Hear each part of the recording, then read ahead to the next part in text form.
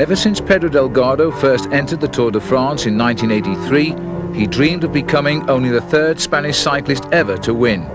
That dream was fulfilled in 1988. He won by a stunning 7 minutes ahead of the Dutchman Steven Rooks. Everything seemed perfect for Delgado, but his dream turned into a nightmare when he was accused of taking dope. At the finish in Paris, he declared his innocence and said he would take his revenge in 1989.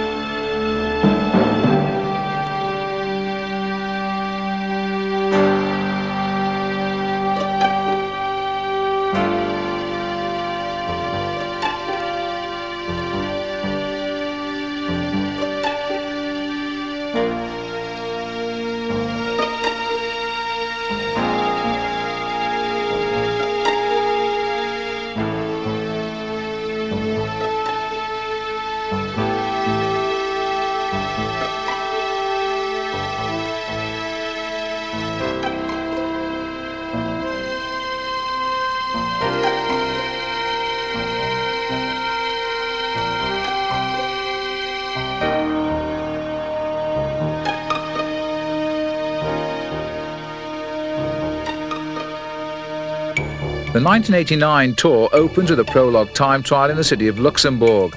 It's only 5 miles long, and each of the 196 starters has to climb the steep Podium hill on the inner city circuit. Start time arrives for Delgado, the defending champion. But where is he? He's throwing away time even before the Tour has begun, and in panic he arrives. Climbs the start ramp,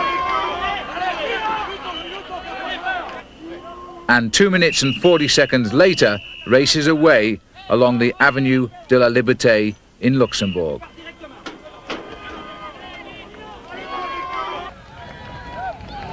With the adrenaline pumping through his body, Delgado is racing fast, and he makes nothing of the hill's difficult 10% grade. Ahead of him, LeMond is also moving well. The 1986 winner is returning to top form. Finally, he can forget his near-fatal shooting accident in 1987. LeMond is hoping he can finish this Tour in the top 20. He does the fourth best time in a shade over 10 minutes. This race against the clock is also a moment of truth for Laurent Fignon. Since winning the Tour in 1983 and 84, the Frenchman's form has been erratic. He too has had surgery for tendinitis. And last year, a tapeworm forced him to quit the race before halfway. He finishes runner-up in the prologue, an eye wink faster than LeMond. Besides Fignon and LeMond, there are many other pretenders to Delgado's crown. One is the young Dutchman, Erik Breukink. He finished third to Fignon in the recent Tour of Italy, and he believes he can do even better in the Tour de France.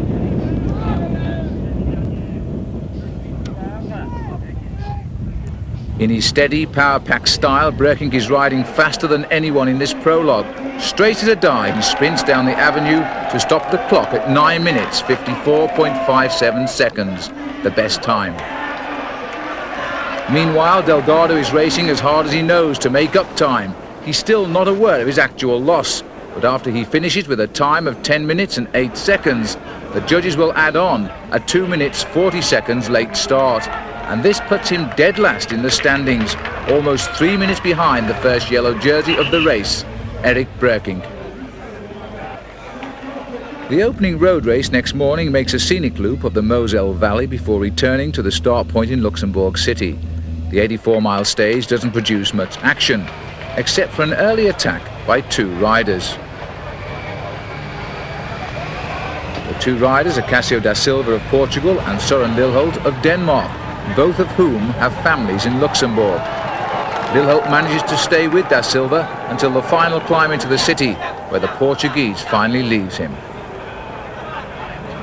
2 minutes behind the leaders, Delgado puts in a similar attack up the Podium hill, just to remind everyone he's still full of fight. But it's da Silva who rolls down the Avenue of Liberté to score a popular stage win over Søren Lilholt.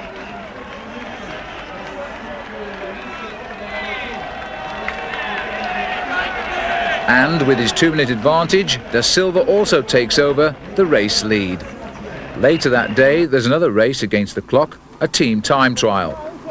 Fignon directs his Super U squad on their aerodynamic bikes to the best time, 53 minutes and 48 seconds for the 28.5 miles. But Delgado is in trouble again. He can't even keep up with his Reynolds teammates. They have to wait for him and consequently record the slowest time, 4 minutes 41 seconds behind the winner. Unbelievable but true. This is the ADR team of LeMond, however. They're racing faster than expected. LeMond, number 141, receives great support from his Dutch and Belgium teammates. The team comes in 5th. The PDM team contains 4 of the other race favourites, Dutchman Steven Rux and Gert-Jan Teunissen, Mexican Raul Alcala and the Irishman Sean Kelly. They take 4th place. For the Tour's 2-day presence in this beautiful city, the Luxembourgers paid the organisers $1.3 million. And now the race is heading for Belgium on a twisting course through the hilly Ardennes to the motor racing circuit at Spa. Squeezing between medieval houses, the pack climbs the steepest hill of the day at Viandon, 30 miles into the stage. But with 120 miles to go, the riders stay together. At noon, the race finally leaves Luxembourg. It was in these windswept parts that Patton's army defeated the Nazis in the Battle of the Bulge. But today's battling cyclists only seek shelter from the wind, not bullets, as they race towards Spa. First down the hill into Spa's racetrack is Alcala of the PDM team. He's broken away from a break of 6 that developed 16 miles earlier. And with his teammates controlling the pace of the main pack, Alcala joyously becomes the first Mexican ever to win a stage of the Tour de France.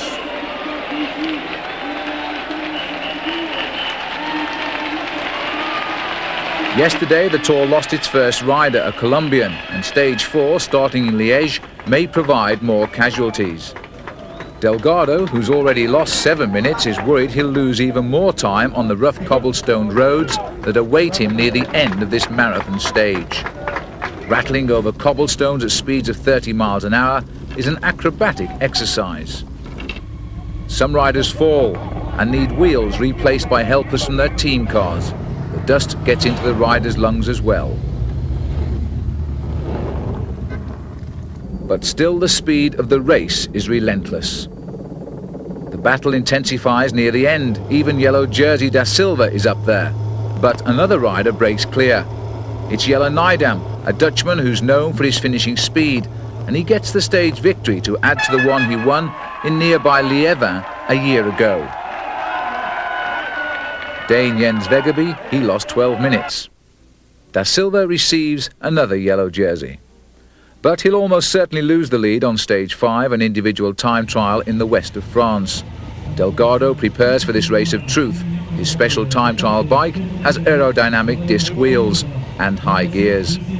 The Spaniard starts in the calm sunny morning, perfect conditions for a time trial.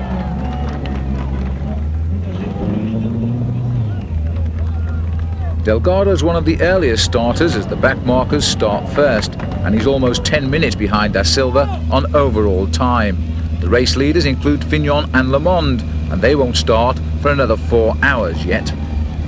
Delgado's disc wheels slice through the still air. He puts every ounce of strength into going quickly.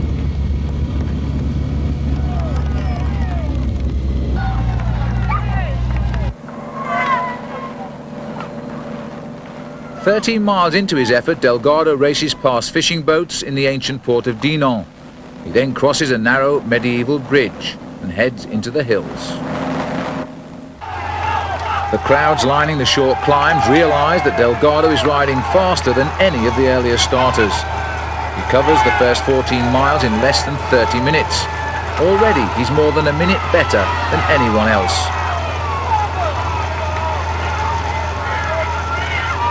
The finish is in Rennes, the capital of the Brittany region, and the sun is still shining as Delgado races into town just after midday. He's blasted through the second part of this time trial at almost 30 miles an hour. His time is 1 hour, 38 minutes, 36 seconds, the best time by 4 minutes. 2 hours after Delgado finished, a rainstorm blows in. The PDM team Sean Kelly suffers in the worsening conditions, and he will lose 5 minutes to Delgado. Everyone now focuses on French favourite Fignon. His fans expect him to take over the race leadership today. Despite the rain and the strengthening wind, Fignon has chosen to use 2 disc wheels, which makes a bike hard to control in the crosswind. Fignon detests the rain as it fogs up his glasses, yet he still rides with power. Even so, at the 30-mile time check, he's 90 seconds slower than Delgado. Fignon continues fighting hard. He has weathered the worst of the storm. He's picking up time, and he crosses the finish line in a time of 1 hour, 39 minutes and 8 seconds. 32 seconds back of Delgado. Preparing for his vital test, LeMond has a secret weapon, a set of aerodynamic handlebars, never before used in the Tour de France. He's feeling strong and determined as he prepares to leave the start ramp at Dinard.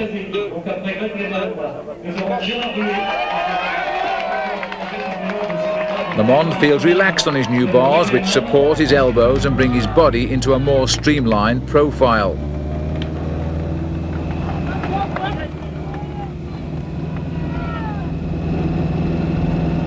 By halfway, LeMond has caught and passed the rider, prologue winner Breukink. LeMond is already 100 yards ahead of the Dutchman. For the first time in 3 years, LeMond is operating at full power. His wheels are turning like a locomotive's. Even so, over the final 14 miles, he has to make up 64 seconds on Delgado. He gets back into the tuck position for the final sprint. The American causes a sensation. He has won the stage and the yellow jersey. On the next stage to Futuroscope, LeMond has new responsibilities. His ADR team now must ride with him at the head of the pack, maintaining a strong tempo to discourage breakaways. And when the pace eases, it's the Frenchman Joel Pellier who makes a solo break, even though there's more than 100 miles to go. It's the ADR team who have to start the chase. And amongst the fallers, Frenchman Ronan Pensek on the right, who will lose 10 minutes.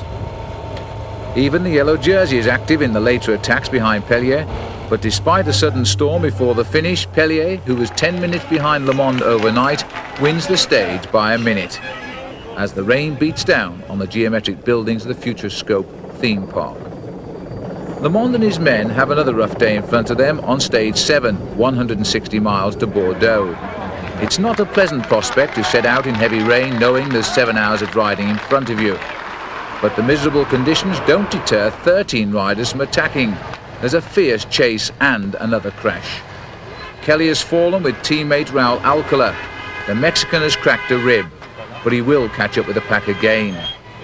There are many attacks, but the Belgian Etienne de Wilde is the winner at Bordeaux. The hilly 8th stage takes place in the Armagnac wine area, starting outside a famed chapel, Our Lady of the Cyclists, which is celebrating its 30th anniversary. Fignon and race leader LeMond briefly share the podium with the chapel's priest. After receiving his blessing, the pack pedals away through the vineyards.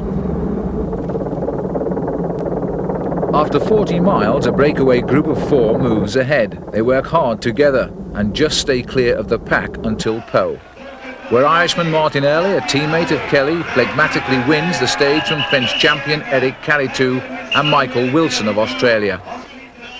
There's no change in the overall positions, and LeMond will wear the yellow jersey into the next day's much-awaited mountain stage. There are 3 mountain passes to climb: the 3,400-foot Marie Blanc, 5,600 feet Aubisque, and the final haul to the 4,300 feet Cam Basque. Smaller chain wheels and sprockets are fitted to the riders' bikes. They'll need lower gears to tackle the steep gradients that lie ahead. This beautiful race into the Pyrenees mountains will be a rude test for LeMond. Will he be able to stay with the mountain goats like Delgado?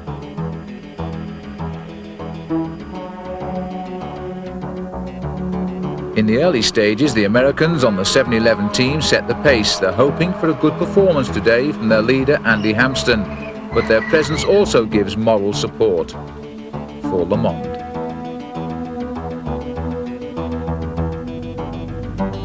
Two riders break clear after 16 miles, Robert Forrest of France and Dutchman Adrie van der Poel. They work well together and gain 3 minutes before the Marie Blanc.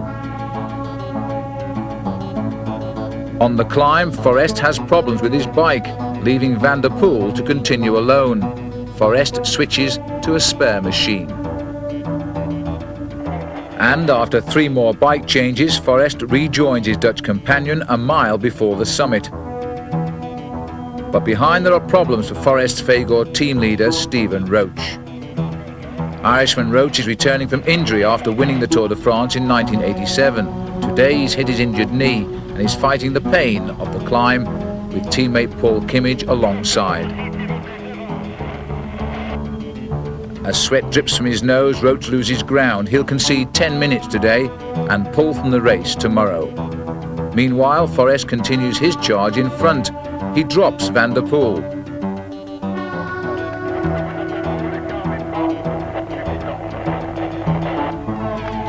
And then races towards the summit alone in front of an enormous crowd.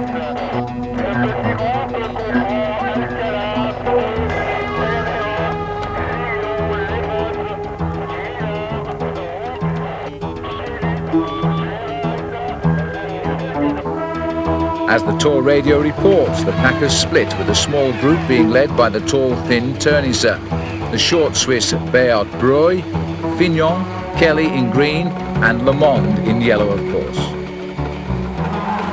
The leaders head now towards the second climb, the Col de Bisque, where Forrest is caught by a lone chaser, who quickly leaves the Frenchman to his fate.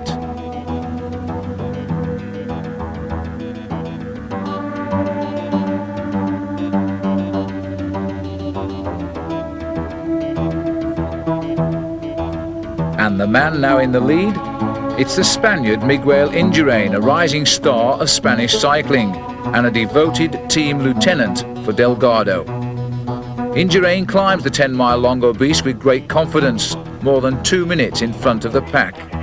Eager riders, headed here by Jérôme Simon of Team Z, launch a counter-attack. But Ternisse, leading the second group in the distance, sets a steady tempo to keep the race together.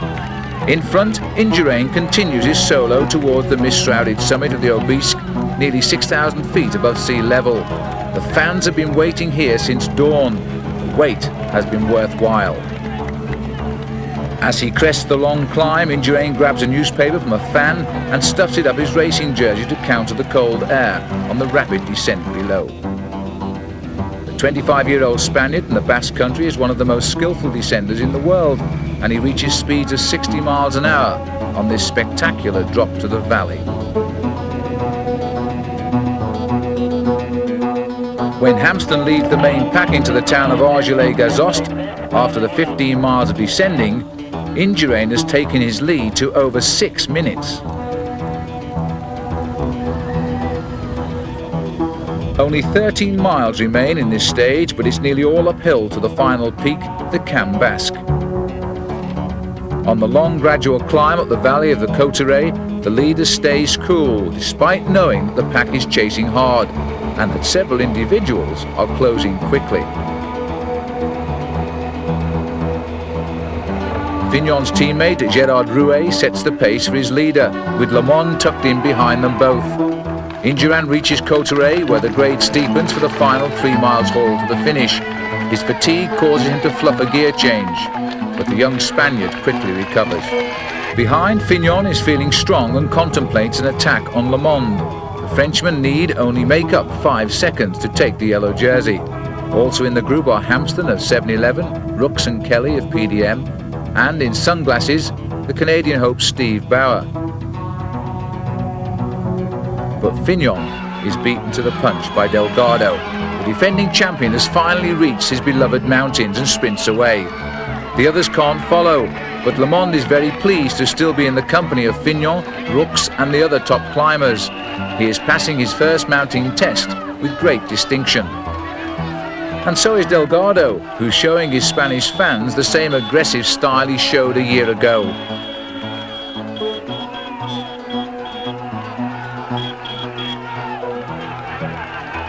And up in front, his teammate Indurain successfully completes his brave 60 miles solo to take his first ever stage win in the Tour de France. And 90 seconds later, Delgado comes charging over the crest of the Cambasque hill, knowing that he's finally starting to eat away at his huge deficit. But after he crosses the line, only 26 seconds tick by before the surprising Kelly leads home the group with Fignon and LeMond. The American's yellow jersey survives another day. The race remained in the Pyrenees on stage 10, 4 giant mountain climbs, including the Col de Tourmalet at 7,000 feet and ending with 6,000 feet up the Super Bagnères climb above Luchon. With an afternoon start in Courtrai, the sun is already at its hottest. The heat will make the climb seem even tougher. The pack rolls gently out of town. Before one of the gendarmes holds aloft a French tricolour to give the official race start. Everyone is nervous, especially the drivers of the team's technical support cars who seek their correct spot in the following caravan. Soon the pack settles into a steady rhythm, riding through deep gorges and past fields where the hay is being harvested.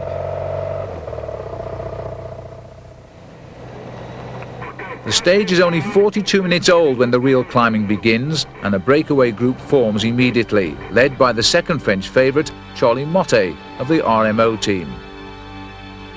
In the break also with Motte is the red-shirted Swiss champion Pascal Richard and the Scottish climber Robert Miller. Delgado's Reynolds team controls the pack to limit the advantage of the escape. Where the ponytailed Miller takes charge too. He was crowned King of the Mountains in the 1984 Tour de France, and his relentless style soon has Richard struggling.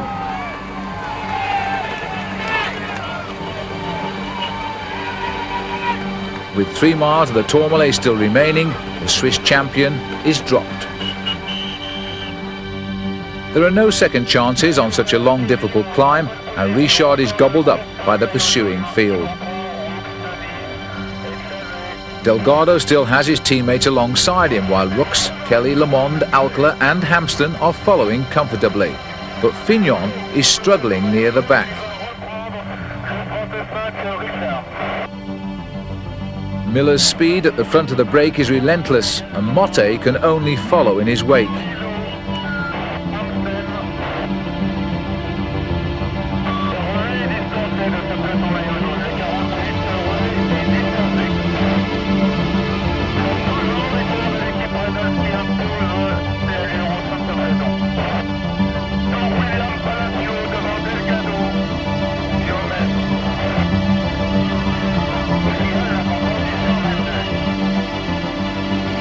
The chase is also strong and relentless, with Delgado's blonde-haired teammate, Julien Jarospe, doing the bulk of the work.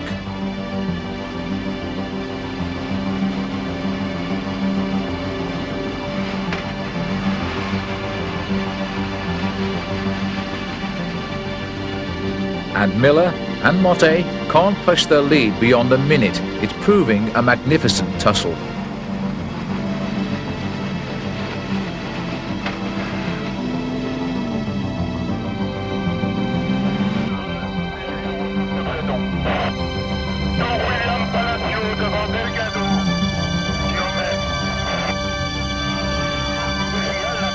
Delgado, Rooks, Ternisse and LeMond are proving the strongest of the race favourites. Miller is still the stronger of the 2 leaders as they near the top of the 7,000-foot summit. Motte grabs a newspaper in preparation for the drop.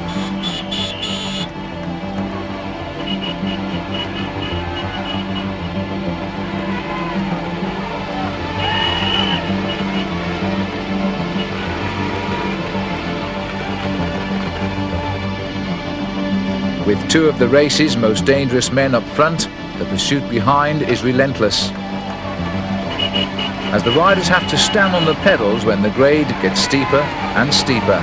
In the early part of this century, when these mountain roads were unpaved, the tourmen were forced to walk over these summits. Endurance and stamina were the keys to success in those days.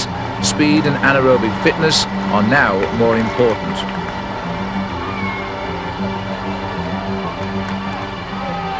And today it's Miller who's proving the fittest.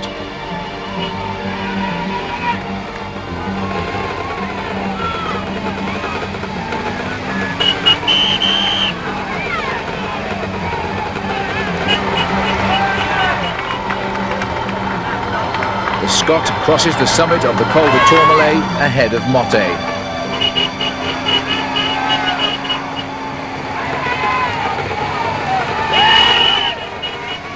Half a minute behind, another ex-king of the mountains, Lucho Herrera of Colombia, bursts from the group, and Ternisser goes with him.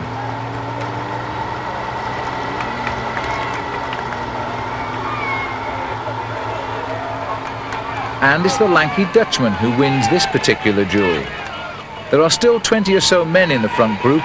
The other 170 are scattered down the mountainside, and 18 of them won't even survive this destructive day.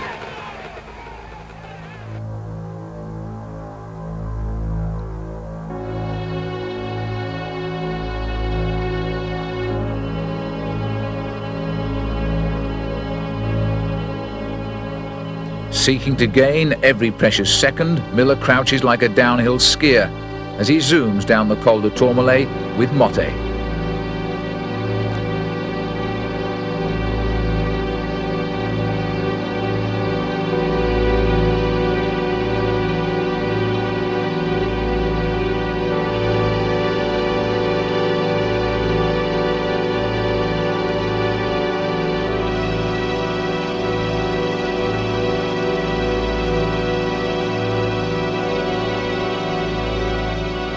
This a breakaway in true Tour tradition. The two leaders extend their lead to a minute by the valley town of Saint-Marie-de-Campagne. And this is where the counterattacks are coming thick and fast. After his teammate Gorospe takes a flyer, Delgado himself breaks clear of the LeMond group.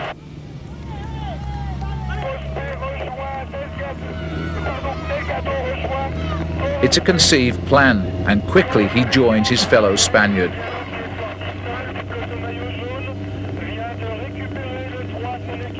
Gorospe does all of the pacemaking for his leader as they gain ground with every stroke of their pedals.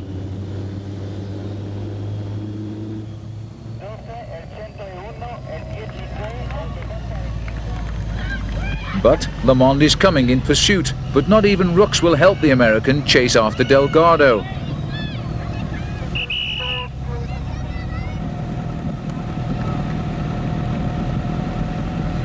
While Fignon, well, he's struggling in another group 200 yards behind.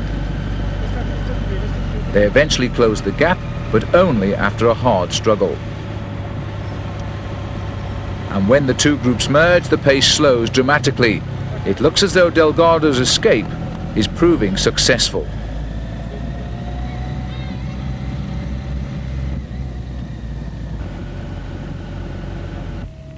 Once the day's second climb begins, Delgado races away from the faithful Gorospe. His job is done, and he drops back to the pack.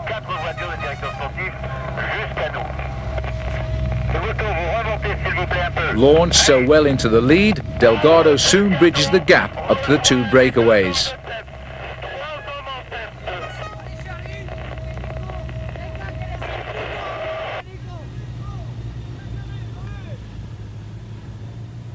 The most important move of the race so far is now underway.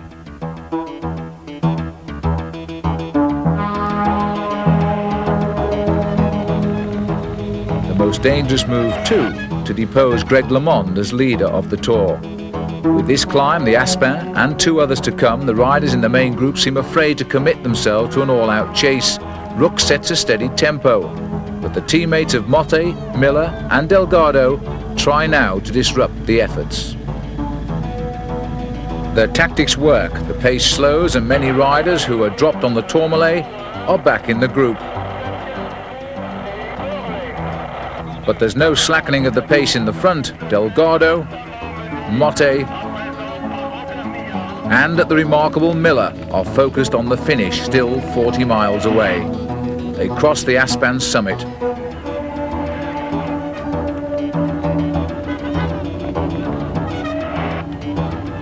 and plunge towards the next valley at breakneck speed.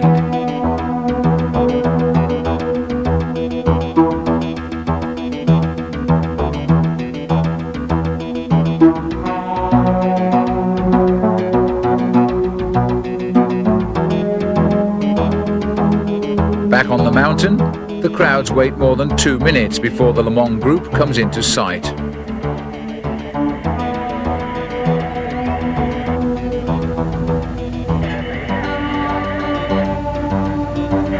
They cross the summit exactly 2 minutes 17 seconds after Miller, Motte and Delgado.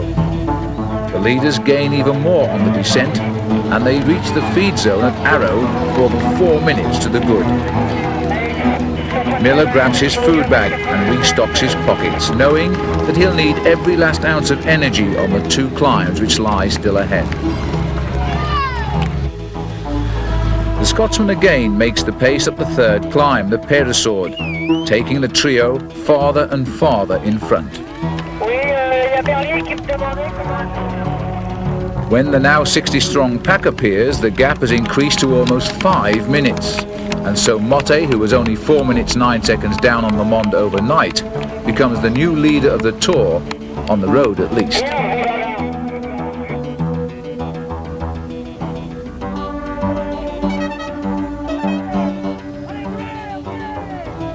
It's no wonder the French fans are happy, and they shout encouragement to Motte as the leaders approach the Péresord summit.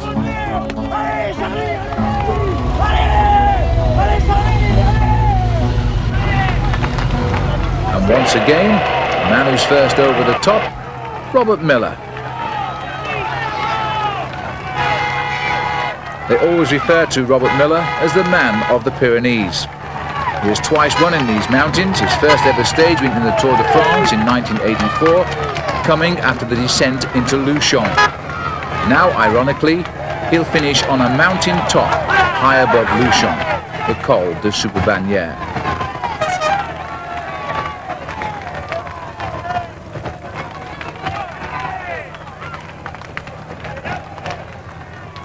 These 3 riders were creating the most damage since the Tour de France started in the city of Luxembourg. After that marvellous time trial in the west of France, Delgado is now trying to hammer home his next advantage, his climbing ability in the Pyrenees. He was doing it in front of a mainly Spanish crowd down on the borders in the far south of France. While Rux and Ternisse sprint from the pack to gain more King of the Mountains points ahead of yesterday's hero, Miguel Indurain. As the break passes through the streets of Luchon, the leaders drop now to 4 minutes.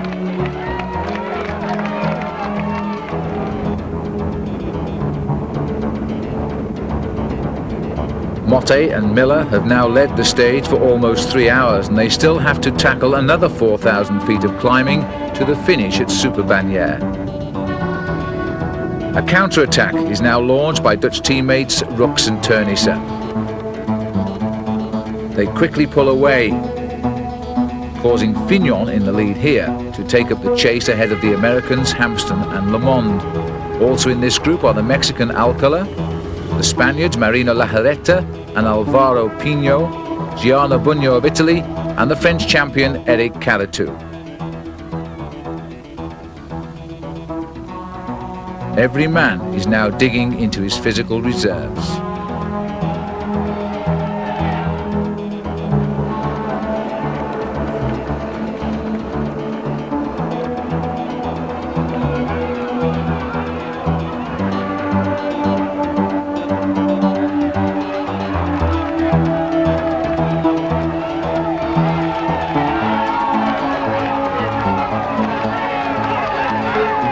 The 3 leaders are still together when they approach the final mile. Delgado is in the lead. He's annoyed at an over-enthusiastic fan and angrily accelerates. Further back, Fignon continues to lead, while Delgado charges towards what he thinks will be a magnificent victory. That would be a powerful reply to all his 1988 critics. Motte has been dropped, but Miller inches his way back to Delgado. Now you see why Miller's known as the man of the Pyrenees.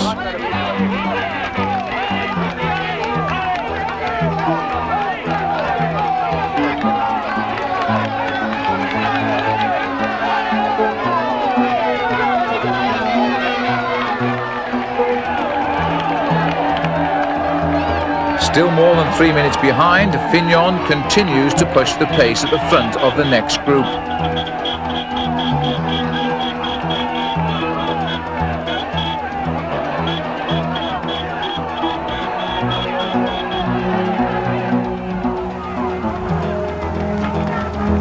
While the battle up front continues in earnest, as Pedro Delgado responds to the flags from northern Spain.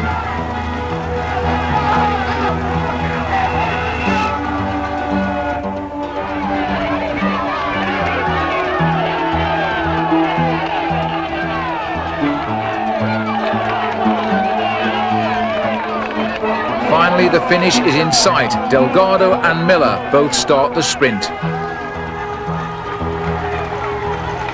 And remarkably, it's the 30-year-old Scot who starts to pull away and win what has been a superlative stage. This is the third time that Miller has won a Tour stage in these mountains, and this was certainly the best. Motte comes in 19 seconds behind, and he will move into third place overall. Back in the group, the battle for the yellow jersey is at its height. Fignon, lurking at the back, suddenly surges past the other four men.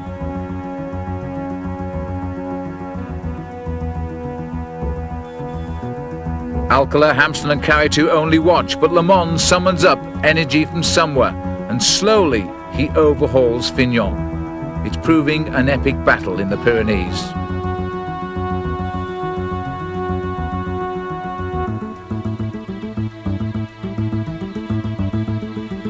LeMond catches his prey, but he seems to be struggling.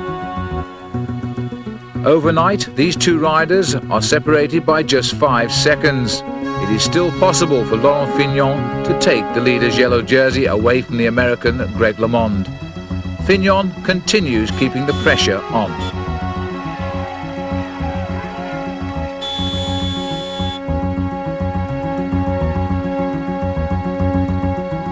And with the finish almost in sight, that pressure is just too much for Greg LeMond.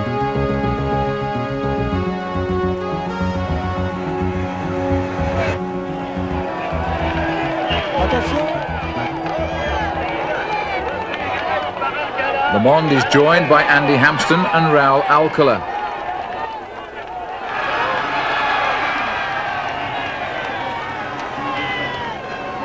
But Fignon has gone and crosses the finishing line to reclaim the Tour's yellow jersey that he last earned 5 years before.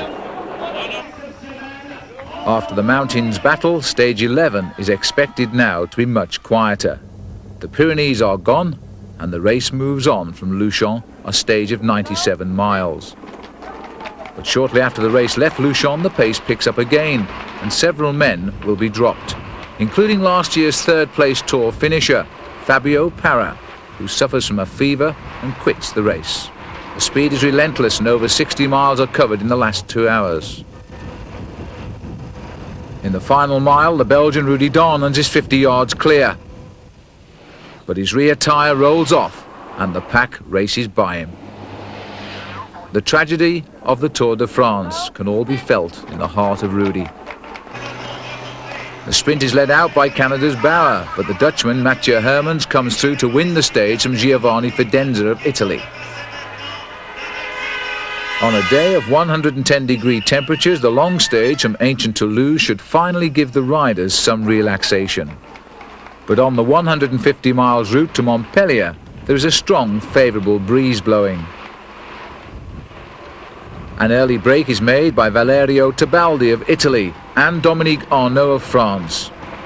They're joined by another Italian, Giancarlo Perini, but again there are several crashes in the pack and 30 riders need treatment for injuries.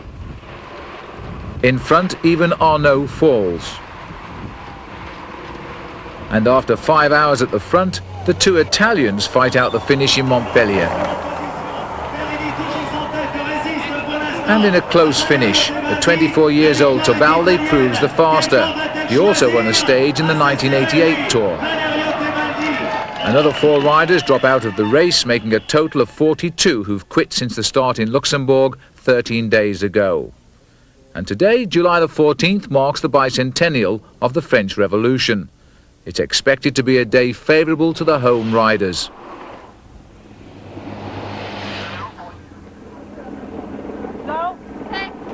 After 45 miles, the race crosses the River Rhône. But the pace itself doesn't pick up until the pack starts to head south. The strong wind is now at their backs.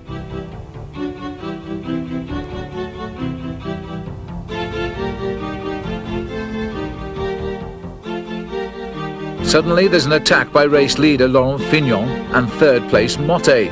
They gain 50 seconds in an amazing move. Delgado and LeMond lead the chase for 25 miles. And the leaders regroup 16 miles before the finish, which is in Marseille. But in warm, sunny conditions, the pace is always hot as well.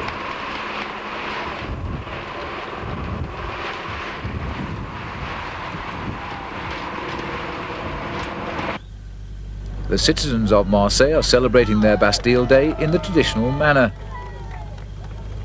And appropriately, the news from the race is an attack by a French rider, Vincent Barteau, one of Fignon's teammates. He breaks clear on the final hill. He then cruises into the old port at Marseille, a minute ahead of the pack, to score a sympathetic victory.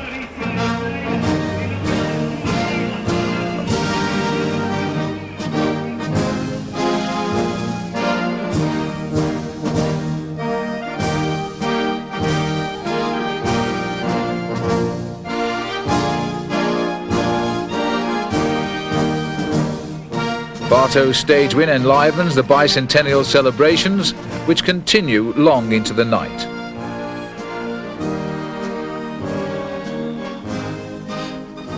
This long 14th stage up into the foothills of the Alps takes place on another hot day.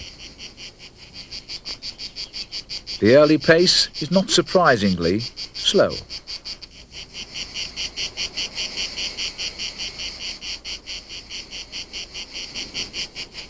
And a break by former mountain king Herrera with Frenchmen Marc Madiot and Jérôme Simon is allowed to gain 6 minutes. But the pack chases them down before the finishing gap.